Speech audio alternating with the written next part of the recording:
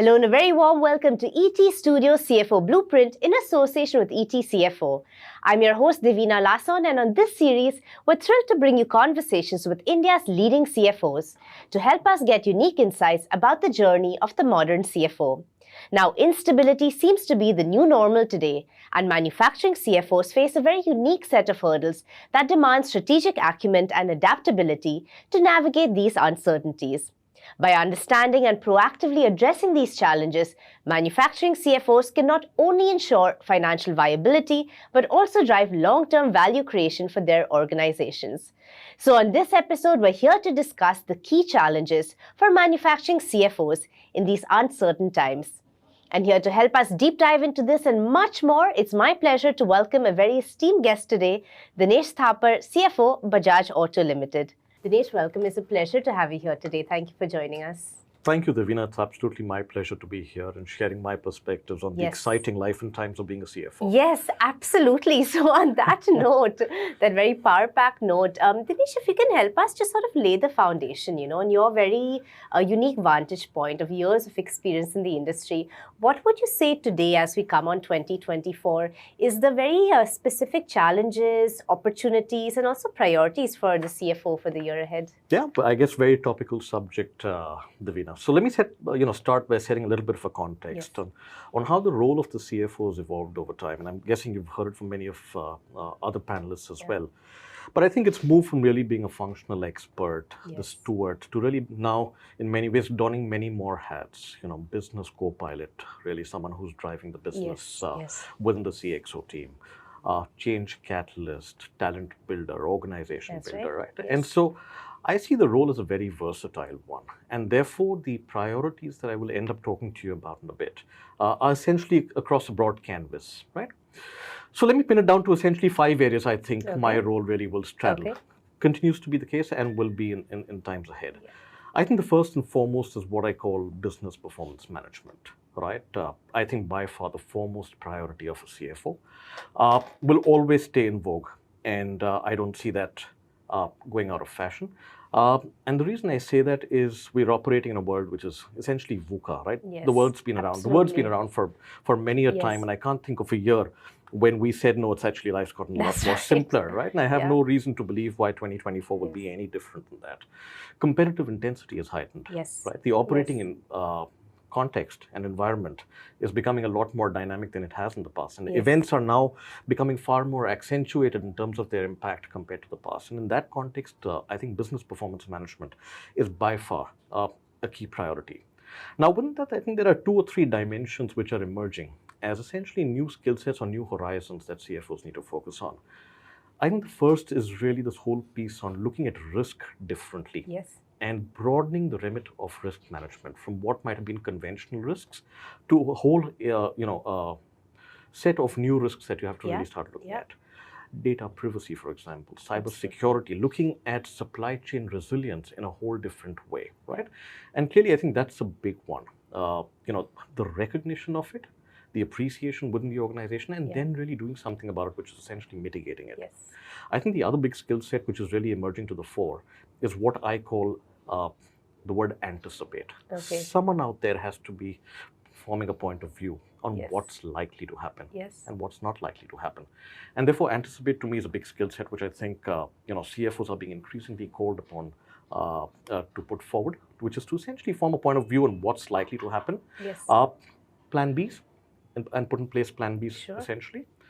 So that's the second. The third, I think that the operating model is a lot more dynamic given the changing context around us. And I just want to give you an example of my own business, right? So we're doing well on Song, but for 2 different parts. Our business is split half a piece between exports and domestic.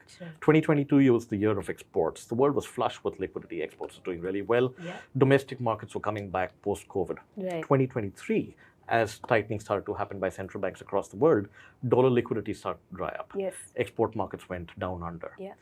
And so there was a way in which we were doing an exports business. You were looking at advances, you were looking at LCs, and that was coming through. Business was on song.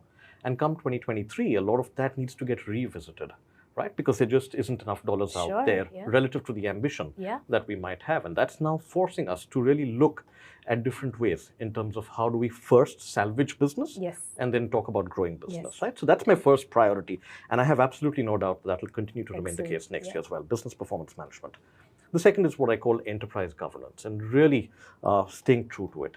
And I say this because I think the regulatory environment is becoming a lot more onerous. And spate of regulation, whether it's industry specific, whether it's broad-based, whether it's listed company, I think there is just so much more. And just about rewiring the compliance framework. And not just about rewiring the compliance framework, but then ensuring that it is truly internalized within the organization. And then, of course, you're staying true to what you really designed for, right? And that's an ongoing process. You know, it can never have a definite endpoint because that environment is changing so dramatically. And then, of course, the risk and the controls framework. That has to keep in sync with the whole changing business context, with the changing operating model. And, you know, does your business model then get reflected into your control framework, right? And very often, you could be lulled in thinking that it is, but the reality is if you really did a reassurance check, not often. And businesses are also embarking quite aggressively on this whole spate of transformation, digitization. And that's therefore requiring a CFO or the finance function or a lot of the leaders to start looking at the control framework and the governance frameworks of the organization slightly differently to ensure it is keeping abreast and a pace with this changing business model. So that's my second piece, which is enterprise governance. I think the third one, which will continue to remain my priority, is really the functional transformation. Really, are we there anticipating and adapting the functional capabilities to the ambition of the organization? Is it commensurate, right? And as the business model changes, do we have the right set of capabilities? Are transaction processing systems really gearing up for visibility, for agility, for efficiency? Are we able to capture data in a manner in which we really be able to use it for performance management and to drive performances? Are we really right sizing and right fitting talent in keeping in line with our ambition? Right? So really functional capability, very core to the CFO role. The fourth is in the spirit of what I call the CFO as being an organization builder, which is really future readying the organization. Which is then going beyond the immediate ambit of the function into readying them. And that's really very core to my piece. And so this is participating in many ways. One is, of course, in strategy, but I'm assuming that that's subsumed into business performance management. But these are new horizons, these are new vistas of opportunity. For example, the ecosystem, there's a very vibrant ecosystem out there, right? So today you don't build all the capability in-house. You really look to partner. Partnering is the new way, right? And really looking for the right partners, diligencing the right partners, right? Forming a point of view as to what you could build internally and what you could go out. And this is with vendors out there who are established and a very vibrant startup ecosystem who is actually very narrowly focusing on solving specific need gaps, right? The whole piece on technology, going beyond functional capabilities into broader organizational capabilities, digitally enabled models, right? We're forming a point of view on what the dealership of the future should look like, right? What are the kind of investments? How do we need to wire it, right? And forming a point of view around it. So I think there's a whole set. And then there's, of course, organizational design with new businesses coming in, and we're on the growth path. And clearly we're adding many more new businesses, the new capabilities which need to be built. We need to build the right and conducive organization enablers, which includes organization design and the capabilities. And clearly there's a role to be played over there as well, purely because there is an aspiration which is far greater than where we are today, right? So that's the fourth, which is fundamentally future readying the organization. And the last I'd say really is a role that I'm very personally passionate about, which is what I call leaders build leaders, which is the entire piece on talent management and really how you're building muscle on talent within the organization. So these are really my 5 priorities as I see it, and they operate in a continuum as I look forward. Absolutely. Wow, thank you for that, Dinesh. We're going to deep dive into a lot of what you've just mentioned, perhaps starting with the piece on digitization, right? I mean, no C-suite manager, no C-suite person can be detached from the role of technology. Absolutely. The impact of tech across verticals in every organization is, I mean, needless to say, changing the way businesses function entirely. So how would you say as a CFO, are you approaching technological advancements, adaptations? Are there also any specific challenges that you've been facing? Maybe you could share some examples and let us know how you've addressed them as well. Yeah, very interesting question. I guess, again, very topical. I'm not going to venture, Divina, into the space of technology in auto, right? Which is technology essentially in product, because that's a whole different conversation by itself. But let me talk to you about technology as, from the perspective of organizational capability. And I think what we're doing, as indeed many other organizations are, which is really saying, how do we bring in technology into multiple areas, right? Which is essentially on best in class, seamless transaction, right, and operational processes. How do you really build digital and analytics as a very strong backbone to really jump shifting the way you do performance management and execution? There's a dimension on how do you really start building digitally enabled models. Right. And I spoke briefly about, dealership of the future being one more. But this is really where you're approaching business opportunities with digital at its very heart. Right. And so we're doing all of that and many opportunities that we are investing in. But some of the things that we've done, which is to really ensure that we are investing adequately in that space. I think the CFO role on that is essentially threefold, right? To be the digital evangelist, right? Because a lot of this is in the future. It's unproven, right? It's absolutely blue sky for many. And it needs to be established. So there has to be someone who has to evangelize that. So the CFO is, I think, uniquely positioned to really play that role, along with, of course, a few others in the leadership team, right? And it's great if you really have a digital officer or a data officer who can really lend strength to that. The second role I think the CFO can play is really be the support behind investment. Very often, the benefits cannot be wholly quantified. You've got to take a leap of faith, because these are some initiatives that you're taking to really future ready the organization, right? And so it needs someone to be able to say, okay, I think we can, within the realm of what I think is acceptable, with the diligence that we've done, to really invest behind some of this. That's the second. And I think the third is really the role that the CFO can play is really the change catalyst. Because this is a massive change management program, right? And I wouldn't underestimate the fact that probably the hardest part, ironically, in this whole change management process is addressing the softer issues of the change. Really? Because you're up against legacy, you're up against practices which have existed. And if we've gotten here as far with our existing process and existing system, do we really need to change and go different ways? Right. And this is the way business is done here. Why are we looking at it differently, right? So some of the challenges, I think one foremost challenge is really belief culture. And how do you really swing that? How do you really create, in many ways, this whole movement of change behind digital, starting with small steps and then becoming more and more audacious as you taste a few quick wins. I think the second piece is really distilling what makes sense to the business. I could receive many hundred mails in a full week, everyone out there pitching to me a digital solution. Of course. Right? I cannot distract the line organization by diligencing each one of them. All of them on the face of it sound damn exciting. But I have to ensure that, someone is making sense of what could be of use to us. Are there proven use cases out there? And so that's the second challenge, about how are you resourcing for this transformation? I do not want to distract my line organization. And I know the funnel of opportunities that we have to diligence and scope that come to us is way larger than what eventually finds its way into execution, as you would imagine, right? And so how you resource for it is very important. If you expect that the existing line organization gets to do it, it will be challenging. One, because you're up against really belief that, why do we need it? We've done this this way. But the other piece is I've seen quite a bit of favor in really ensuring that you dedicate resourcing for big change management projects. And by the way, the journey to both digitization and digitalization as two different things is very important from a resourcing standpoint. right? So that's the other piece which I think needs to really be managed. And then, of course, is really proving the financial case, in which case, there is a lot of judgment which is involved, because some of these are, like I said, future-ready capabilities. Yeah.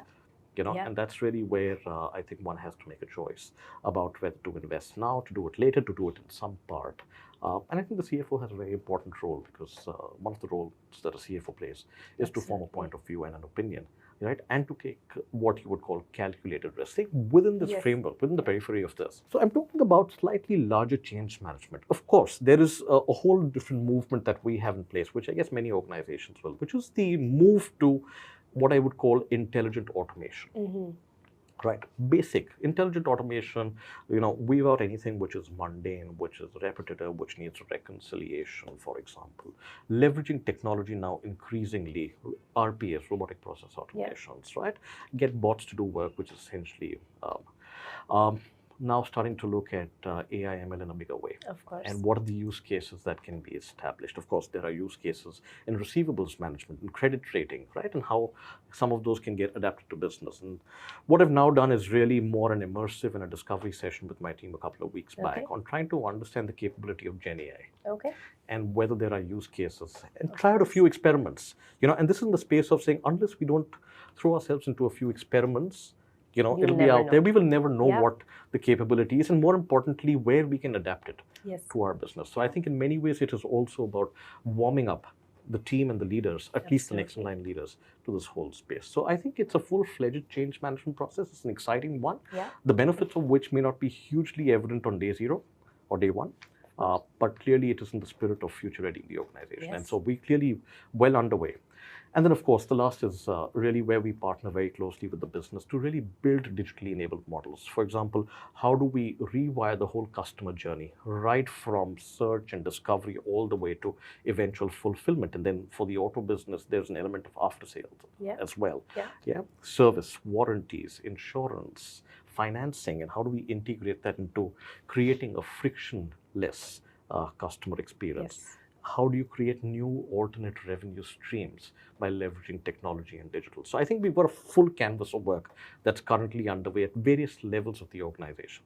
But resourcing, belief, evangelizing it, throwing some investment behind it, experimenting, and then really catalyzing that change and walking the talk on it, very important roles that the CFO plays. Wow, fantastic. Thank you for that very macro perspective. Just to sort of funnel back down now to the manufacturing industry. Of course, you cannot detach the role of a CFO from cost management, for example. Of course. So how in the manufacturing space do you as a CFO, like we've established, we're in this VUCA world right now with very, unpredictable fluctuations in costs across the board. As a CFO, how do you manage this and try to ensure that it doesn't impact the manufacturing process too much? So I'm going to, Devina, I'm going to broad base that question slightly. Essentially, what you're asking me is, how do I insulate from shocks on profitability? And the way I see it is the cost is one element of that entire process. I think really it's about playing all levers of what drives the P&L, right? And cost is clearly one of it. Cliche as it might sound, there is an underlying belief saying as long as the cost is being spent, there will always be a better way to do it. And the reason I say that is when I look at the auto business, right, just to give you a construct, 70% of our costs are essentially material or cost of goods sold, as it's called, which is material and processing. 10% is organizational costs, which is between the marketing that we do and establishment costs in many ways, and 20% is really the enterprise margin that we have. Now, for the first 70%, it's very important. And as an organization, I think we've done really well to embed cost management into product design itself. So that thinking percolates very closely into the product design. So you're really picking it up when products are getting conceived through the innovation funnel and in various stages of development, right? And that's the place really where to influence it.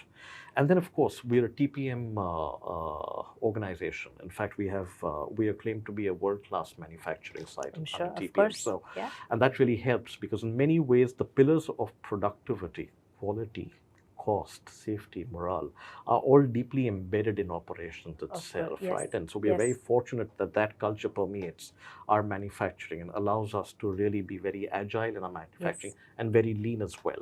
Yeah. And then, of course, it leaves me to then make dynamic resource allocation choices for that last 10%, which is about how do we manage our fixed cost base for operating leverage? How do we drive marketing spend effectiveness to get better bang for the buck on that piece? So that's really the cost dimension, which is one of the levers that I spoke about. The second is pricing. Very important, because pricing is clearly a lever to drive profitability as well, right? But I think what we always do is to keep a watch on whether we are right priced and we're competitively priced in the market, right? And so therefore, there's a full funnel of work that ensures that we're tracking pricing from a very micro lens. It might sound like pricing at one level, but essentially pricing differs across geographies depending on competitive positions and relative positioning, right? And so, but that's a lever of growth and profitability as well, and that's something that we look at very closely. And my belief is that if you invest behind brands on a sustained basis, one of the measures of brand strength, of course, is aspiration, which is very intuitive. But one of the measures of brand strength is the ability to drive and command price. Yes, of course. Right? And so, therefore, it's very important that we keep investing behind our brands, because when that moment comes, are we able to price out for margin in addition to cost recovery, right? And so pricing is the second lever that we drive, that I drive very closely along with the business and the business levers. The third is mix. When you look at our business, not every part of our business has the same margin profile, right? And so therefore, how are you driving parts of the business where margin profiles are clearly higher?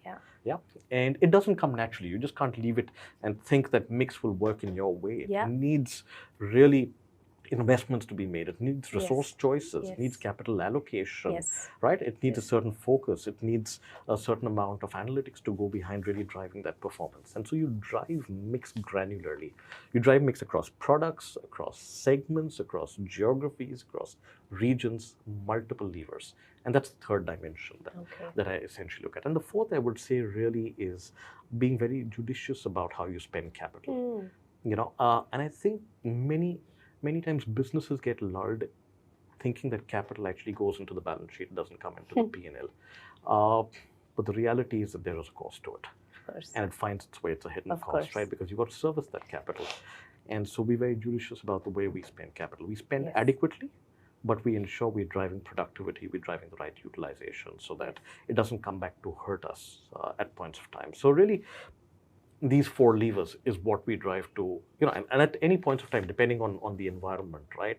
One will contribute more than the other, but well-run businesses which aspire for what I would call consistent profitable growth, which is essentially what we stand for, which is volume-led profitable growth, will be looking to drive each of these four levers at different points of time, which is the right costs, because that's a source of competitive advantage, the right pricing, mix, and really, I would say, capital efficiency.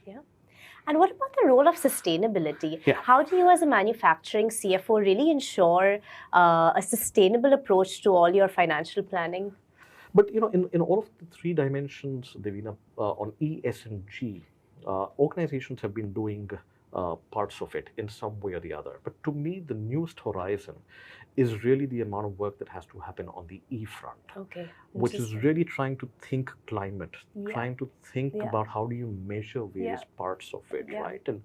And a framework that is now in place forces us to look in that direction, right? Looking at your GHG footprint, your scope 1, scope 2 emissions, what's your energy footprint, waste footprint in many ways. You know, so I think a lot of work, and there's like a ton of terminology out there, right? So in many ways, it is just such a huge learning experience, you know, trying to just unravel what all of this means. How do we phase it out? Because, you know, a lot of it sounds damn good for the right reasons. You know, everyone wants to do well by doing good, but there has to be a phased way to being able to do it. And so I think for finance, it's a big step up. Because I think it's a unique opportunity for finance to play a very leading role over here. And I say a leading role because it's important that ESG is built as an organizational priority. It is taken to the top table and it's not seen as a functional priority. But the role of the CFO and of the finance team is to play a very strong leading role in being able to drive this through the organization. Yeah. And so we're doing our bit. We've been through our materiality assessments. We are looking out because pieces of work are happening in pockets. And so everyone around the world seems to be doing something which looks very interesting, very impactful. And so this is really where I keep telling my team, stay very externally focused and oriented, right? Because it's a learning curve, and we will build our own internal organizational muscle and learning as we look out and possibly collate the best of what is happening out there. So we've done a lot of external benchmarking. We've done our materiality assessments. We formed a point of view on how we would like to approach this entire space and place a plan. The other thing which I'm now looking to do is to say, how do we embed all of this into the rhythm of the regular business and not run it like an initiative? Because then you need a lot of energy and people don't start to see the importance of it. I have to integrate it into the rhythm of the business. Into the performance of the business as I report back. And very simply put, when I'm going to do the next annual plan exercise, which is our strategic plan, I'm going to ensure that we start planning for ESG, just as we plan for financial and strategic priorities, right? Dinesh, another thing, lending from what you started off with, when it comes to the role and the challenges and priorities of CFO, of course, is talent management, right? So can you give us a little more insight when it comes to you as a leader? How do you approach talent management, retention, and really sort of gearing up your organization to be future ready? Yeah, so I think apps talent at the very heart of it, cliched as that might sound. I think it's the X factor, and we're all recognizing how important it is, both in terms of right sizing the team and right fitting the team with the right set of capabilities, right? And so as we go out and hire, we ensure that we're hiring the right talent. We're doing our bit to really dial up the employee value proposition as to why people should come and join us. As you look at fresh talent, my filters that I use to look at early stage talent as we recruit is, are they people who show, the ability to learn, unlearn, relearn, which is so important, the growth mindset. Are they people who are willing to take on a few challenges, show a level of adaptability, of willing to step out of comfort zone? Are they great at interpersonal skills? Basics, right? This is early stage. Collaboration, teaming, any instances of where they're very passionate about having worked as part of a team and delivered something. I think the last, which I'm now starting to increasingly build in, is, do they have a certain level of digital and tech appreciation proficiency? I'm not talking about dexterity, which is like a whole different skill set, and that they will learn. But really, are they attuned to thinking tech and in deploying tech, right? So that's one. But I think I have also another role to play, which is essentially about grooming the next set of leaders, really. And as I look at that piece, for the leaders, really, do they have breadth of experience? Because if you want to become potential CFOs, really, have you straddled pretty much the three pathways of a CFO, which is what I call, which is essentially the whole piece on controllership and stewardness, piece on expertise. Do you understand treasury? Do you understand tax? Do you understand investor relations? Do you understand M&As, joint ventures, alternate structures? And then, of course, have you worked with the business, really? So breadth of experience, very important. The other is, I think, which can be a very defining skill set for or a competency for a leader, is strategic influencing. Because as you get to leadership, clearly that is very, very essential. Absolutely. Yeah, and that is in many ways a make or a break, right? On how far you're able to drive the agenda. Communication, extremely important. And I can see the role of compelling, inspiring, persuasive communication of finance leaders becoming even bigger and bigger. And I can see that in myself as well, because you end up communicating to a range and cohort of people, right, from externally, right? Investors, analysts, you then go out to meet regulators now as well, or agencies. And then, of course, you have a role to play with the board. And then, of course, internally, you have a role as well, because you're not going to put out data out there.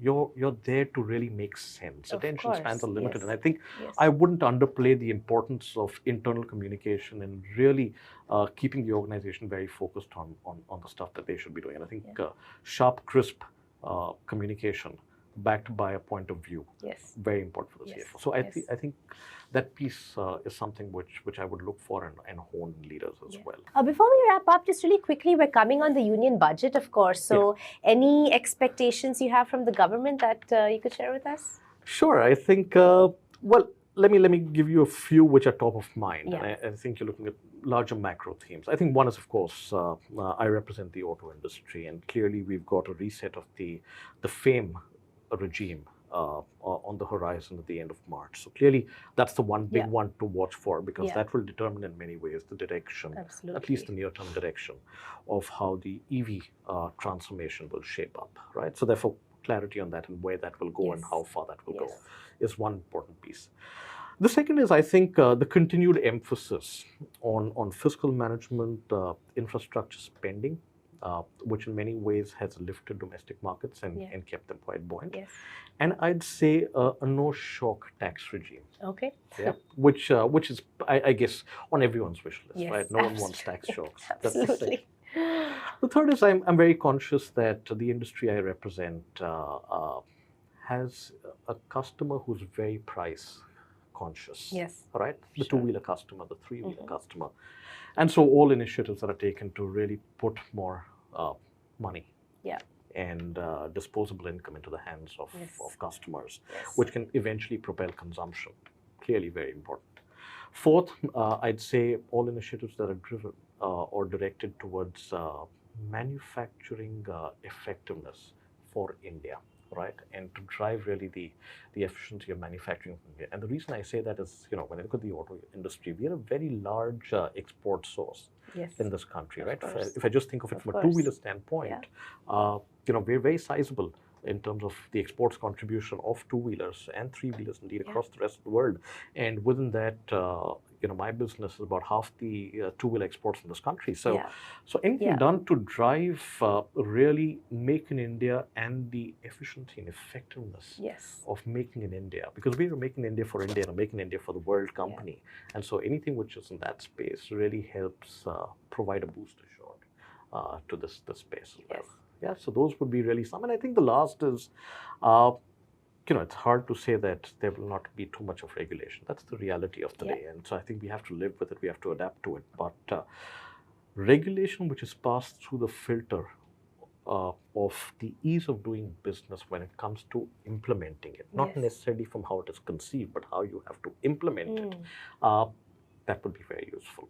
Yeah, and it may not necessarily be a budget thing, but more in terms of an expectation. I've taken the liberty to really widen that canvas. Great, and thank you for doing that. That's an excellent note on which to wrap up and really sort of shape our perception as well of what to expect in the year ahead. Dinesh, thank you so much. It's been an absolute pleasure to have you here on the show. Thank you, Divina. It's my absolute pleasure to be here and shared some of these thoughts with you. And as we head off, I wish you and the team happy holidays and a great start of the new year. Thank you once again. To you too, Dinesh. All the best for your future endeavors. My pleasure. Thank you. Thank you. All right, on that note, that's all we have for you in this power-packed episode of ET Studios CFO Blueprint in association with ET CFO. But do stay tuned for more in-depth conversations like this, where we chat with India's leading CFOs who inspire us with their success stories, their leadership and insights. Until next time, many thanks for watching.